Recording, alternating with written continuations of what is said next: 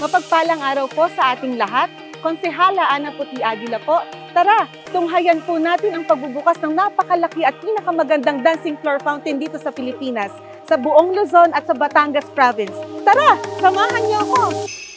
I have a wonderful electronic invention I want you to see. It looks something like this.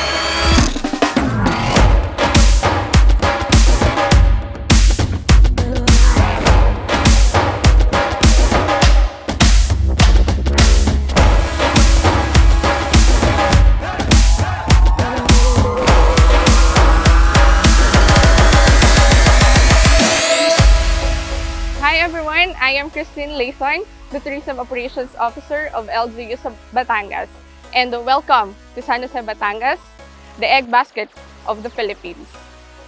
Ngayong araw po ay masasaksihan natin ang pagpapasinaya sa pinakamalaking dancing floor fountain sa buong Pilipinas. Ang aming butihing Mayor, Valentino Ben R. Patron, isa sa kanyang adhikain ang mapalago at mapaganda ang turismo sa bayan ng San Jose. At ang bayan ng San Jose po ay lubos na nagpapasalamat kay Senatora Grace Poe na siyang nagbigay ng inisyatibo upang maisagawa at maisakatuparan ang proyektong ito.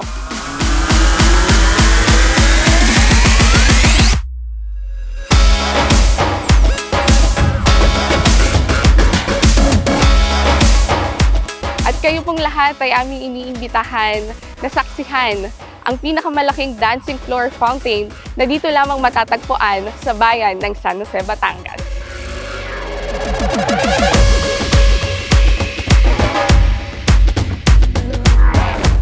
At ayan naman po, nasaksihan po natin ang pinakamagandang dancing floor fountain. Dito lang yan makikita sa San Jose, Batangas, sa aking bayan.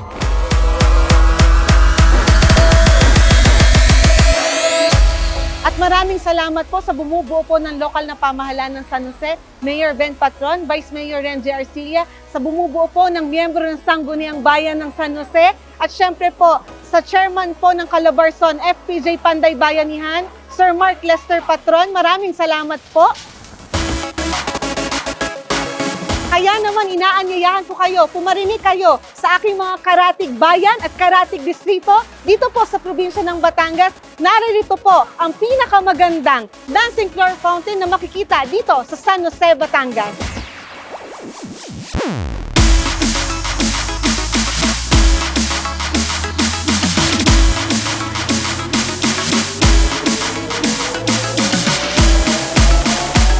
Muli po ang inyong likod, Ana Puti Aguila. Binabati ko po kayo ng Happy Holidays at God bless po sa ating lahat.